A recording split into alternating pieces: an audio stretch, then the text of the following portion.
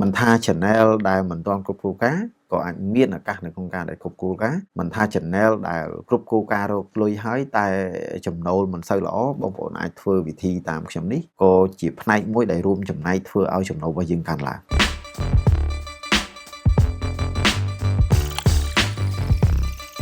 អ្វីដែលខ្ញុំចង់ចែកម្លែកទៅដល់បងប្អូនថ្ងៃនេះសូមឲ្យបងប្អូនមើលតាំងពីដើមរហូតដល់ចប់ហើយបងប្អូនកុំសាសោះឬក៏បងប្អូនអាចតាមដានមួយបើសិនបើបងប្អូនមើលចប់នៅវីដេអូរបស់ខ្ញុំនេះហើយនៅមានចម្ងល់នៅក្នុងចំណុចណាបងប្អូនកុំភ្លេច comment នៅខាងក្រោមដើម្បីសួរខ្ញុំហើយខ្ញុំនឹងឆ្លើយគ្រប់ comment ទាំងអស់គ្រាន់តែវាយឺតឬក៏លឿនទៅប៉ុណ្ណាប៉ុន្តែខ្ញុំនឹងព្យាយាមឆ្លើយឲ្យគ្រប់ comment របស់បងប្អូនវីដេអូថ្ងៃនេះខ្ញុំនិយាយអំពីការធ្វើ optimization ស្អីទៅជា optimization តើការធ្វើ optimization នឹងមានផលប្រយោជន៍អីខ្លះទៅដល់ channel របស់យើងពាក្យថា optimization និយាយឲ្យខ្លីឲ្យស្រួលស្ដាប់គឺជាកំណែទម្រង់ optimization គឺធ្វើឲ្យល្អប្រសើរជាងមុន optimization មានន័យថាធ្វើឲ្យកើន view ធ្វើឲ្យកើនលុយធ្វើឲ្យគេមើលកាន់តែច្រើនជាងមុនតែកាលណាប្រសើរទៅលើ view មានន័យថាលុយរបស់យើងក៏ចូលដែរតើ optimization នឹងធ្វើទៅលើអីខ្លះបងប្អូនអាចធ្វើទៅលើវីដេអូចាស់មុនមិនថា5-6 ឆ្នាំមុនទេមិនថា10ឆ្នាំមុនទេឲ្យតែបងប្អូនមានវីដេអូចាស់ហើយវីដេអូថ្មីបច្ចុប្បន្នដាក់ទៅអត់សូវឡើងក៏បងប្អូនអាចចូលទៅ optimization ដែរមានន័យថាបងប្អូនអត់ចាំបាច់ត្រូវលុបវីដេអូនឹងហើយ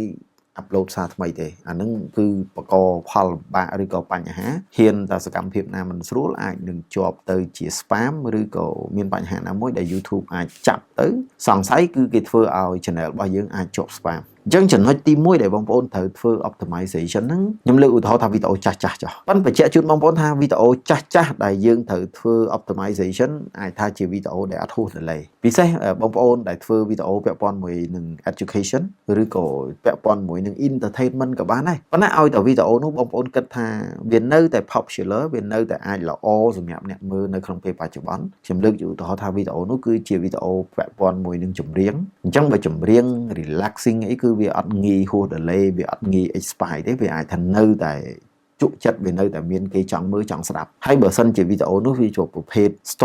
storytelling មានន័យថាជារឿងនិទានដែលផ្ដល់នៅចំណេះដឹងផ្ដល់នៅបទពិសោធន៍អីមួយចំនួនក៏វានៅតែមានប្រយោជន៍គិតទៅដល់បច្ចុប្បន្នវីដេអូខ្លះជាវីដេអូ podcast ដែលយើងនិយាយអំពីបច្ចេកវិទ្យាអីដែលយើងគិតថានៅតែមានប្រយោជន៍ដល់ពេលបច្ចុប្បន្នគឺជាអ្វីដែលយើងត្រូវយកមក optimize សារថ្មីវិញឧទាហរណ៍មួយទៀតវីដេអូដែលបរៀនភាសាអង់គ្លេសវីដេអូដែលបរៀនភាសាចិនវីដេអូដែលបរៀនភាសាផ្សេងៗឬក៏វីដេអូដែលបរៀនគណិតវិទ្យារូបវិទ្យាឬក៏វីដេអូដែលពាក់ព័ន្ធមួយ education ដែលអត់ហួស delay អត់ expire ខ្ញុំនិយាយបញ្ជាក់ប៉ុណ្ណឹងវីដេអូអីក៏ដោយឲ្យតែអត់ហួស delay អត់ expire ហ្នឹងគឺសិតតែជាវីដេអូដែលយើងអាចចូលទៅ optimization ហ្នឹងម្ដងទៀតលក្ខខណ្ឌដែលយើងគួរទៅ optimization អាចនិយាយថាវីដេអូហ្នឹងធ្លាប់ផ្ទុះពីមុនមកហើយបើឥឡូវហ្នឹងវាទៅជាលែងមាន view កើនអញ្ចឹងយើងក៏អាចចូលទៅ optimize ម្ដងទៀតឬក៏វីដេអូហ្នឹងយើងធ្លាប់ដាក់កាលពី5ឆ្នាំមុនប៉ុន្តែទទួលបាន view តិចមែនតើដែលយើងគិតថាដូចជាមិនសមទទួលបានប៉ុណ្ណឹងសោះអញ្ចឹងយើងអាចចូលទៅ optimization មួយសារទៀតអញ្ចឹងចូលទៅ optimization ចំណុចទី1ដែលបងប្អូនគួរធ្វើគឺ title មានន័យថាចំណងជើងបងប្អូនអាច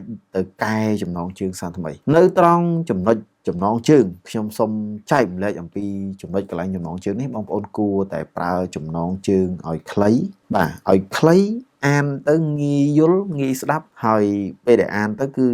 តាក់ចិត្តងាយយល់ងាយស្ដាប់ហើយតាក់ចិត្តទៀតបងប្អូនថាធ្វើម៉េចឲ្យងាយយល់ងាយស្ដាប់ហើយតាក់ចិត្តអានឹងបងប្អូនគិតខ្លួនឯងខ្ញុំក៏មិនអាចផ្ដល់កន្លែងនឹងឲ្យអស់ដែរពីព្រោះ content វាអាចស៊ីទៅតាម content ប្រភេទនៃ content របស់បងប្អូនធ្វើម៉េចឲ្យតែគេអានទៅកុំឲ្យពាក្យនឹងវាពិបាកស្ដាប់ពេកបាទពិបាកស្ដាប់ពិបាកអានគឺគេអត់ចង់អានទេពាក្យសាមញ្ញពាក្យស្រួលប៉ុន្តែពេលដែលអានទៅគឺគេចង់ដឹងហ្មងអាចចង់ដឹងនឹងហើយដែលធ្វើឲ្យតាក់ចិត្តអញ្ចឹង title ឡើយនឹងគឺជាចំណុចសំខាន់ហើយ title បងប្អូនក៏ត្រូវមុននឹងកែ title អាចសិក្សាអំពី SEO ផងមានន័យថាយើង search អំពីតើអាប្រធានបទដែលវាពាក់ព័ន្ធជាមួយនឹងវីដេអូរបស់យើងនឹងបើយើង search ទៅនៅលើ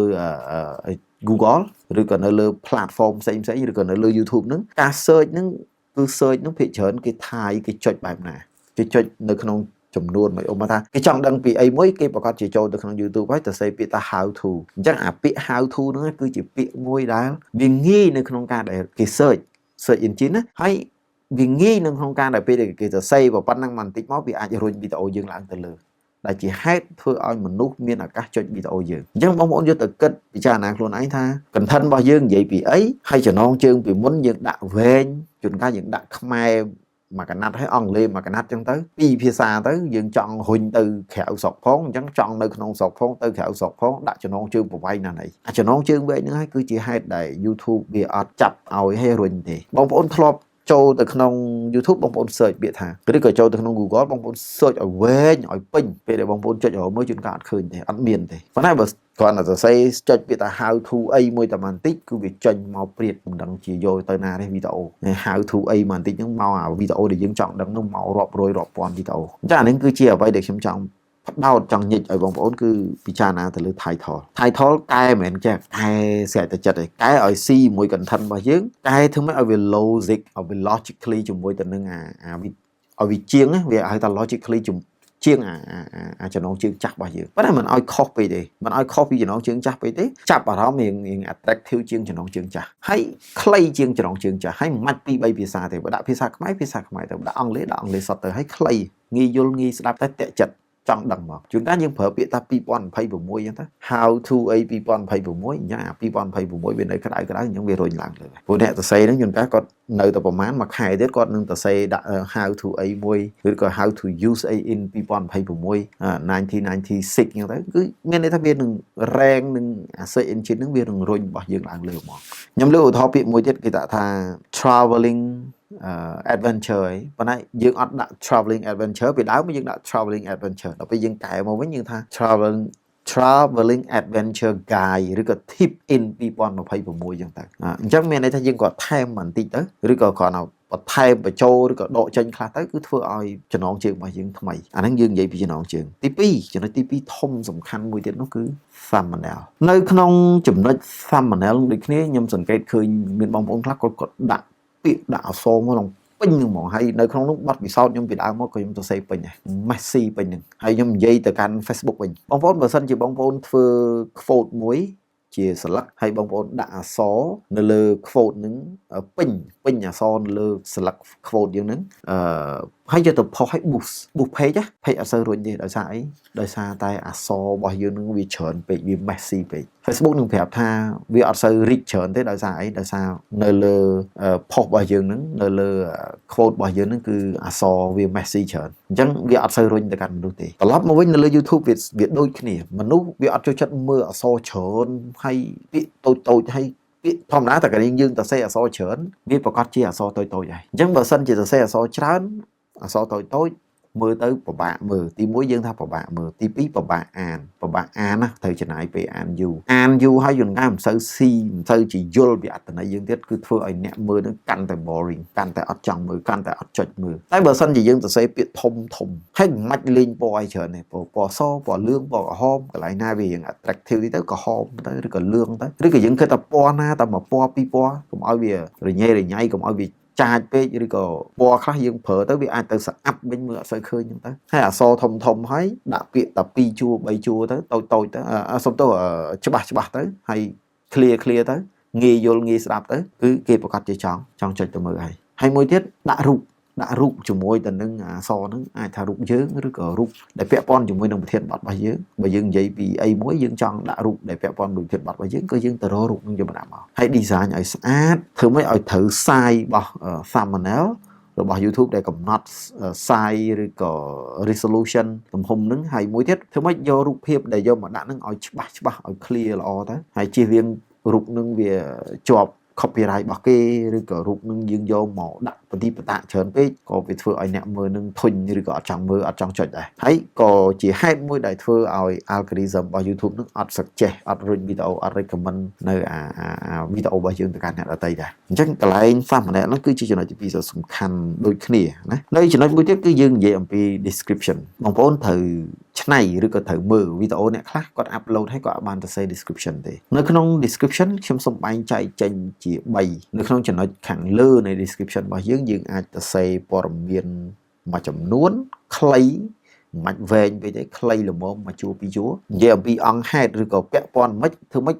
claim ឲ្យស៊ីជាមួយទៅនឹងប្រធានបទរបស់យើងនៅក្នុងវីដេអូហើយបន្ទាប់មកនៅខាងក្រោមនៃ description យើងអាចលួចសួរសំណួរទៅកាន់អ្នកមើលដើម្បីឲ្យអ្នកមើលនឹងបើគាត់មើល description ហើយគាត់អាចនឹងឆ្លើយជាមួយសំណួររបស់យើងគឺជាហេតុមួយដែលយើងព្យាយាមទាញឲ្យគាត់ comment ទៅលើវីដេអូរបស់យើងហើយខ្ញុំនឹងនិយាយថាតើ comment នឹងមានប្រយោជន៍អីខ្លះនៅពេលដែលយើងមានគេ comment នៅលើវីដេអូរបស់យើងពេលដែលយើងចំណុចទី1យើងនិយាយពី description ហ្នឹងមិញខ្ញុំនិយាយថា description មាន3ទី1យើងនិយាយ claim ពាក់ព័ន្ធមួយនឹង content របស់យើងទី2អាចសួរសំណួរទី3បងប្អូនអាចដាក់ link សម្រាប់ watch ឈ្មោះមានន័យថាអាចមើលវីដេអូដទៃទៀតដែលពាក់ព័ន្ធដែលប្រហាក់ប្រហែលយើងអាចដាក់ link វីដេអូដទៃទៀតនៅខាងក្រោមហ្នឹង2ទៅ3វីដេអូទៀតដើម្បីពេលដែលគេមើលវីដេអូនឹងចប់ហើយគេអាចមើល description ខាងក្រោមគេឃើញមាន link ហើយអា link ដែលវីដេអូដែលយើងរើសយកមកដាក់នោះចំណងជើងគឺវាស្តៀងឬក៏វាអាចថាវាភ្ជាប់ជាមួយទៅនឹងវីដេអូដែលគេកំពុងមើលគេអាចចុចដល់វីដេអូនៅក្នុង link របស់យើងទៅមើលវីដេអូយើងមួយទៀតជាហេតុដែលធ្វើឲ្យអ្នកមើល viewer អត់តន់ចាក់ចេញពី channel របស់យើងទេមានន័យថាយើងព្យាយាមតាក់គាត់ឲ្យនៅក្នុង channel របស់យើងអានឹងចំណុចសំខាន់មួយដែរនៅក្នុង description ក្នុងនឹងដូចគ្នាខ្ញុំសូមនិយាយអំពីថាតើហេតុផលអីបានជា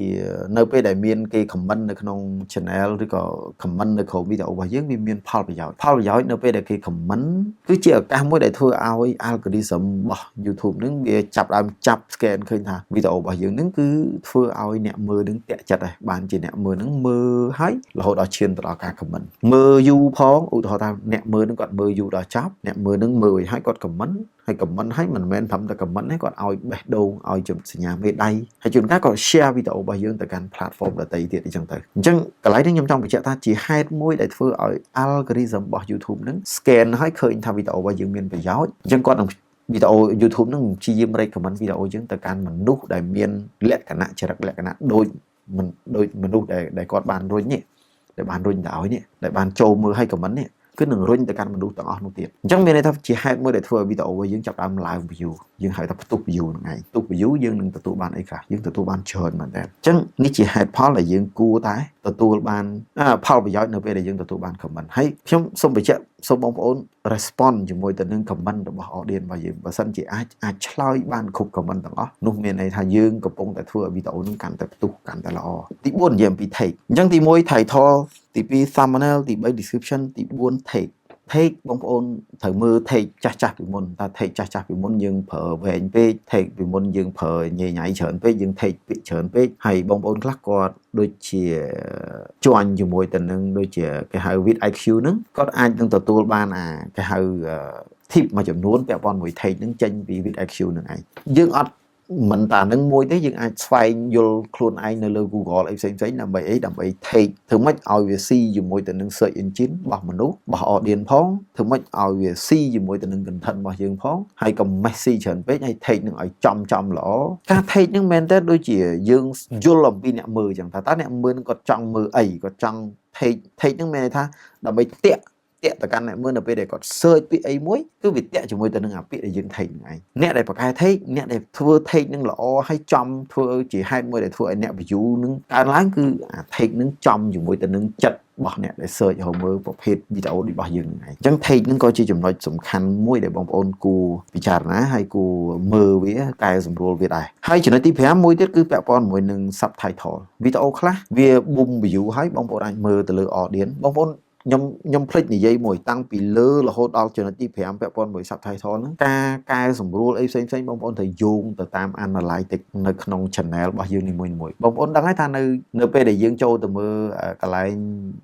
YouTube Studio យើងប្រកាសជាចូលទៅកន្លែង analytics អញ្ចឹងវានឹងសង្ខេបព័ត៌មានប្រវត្តិ audience របស់យើងនៅណាអាយុប្រមាណហើយអិយាប័ត្ររបស់ audience យើងមិនហ្នឹងគឺវាប្រាប់នៅ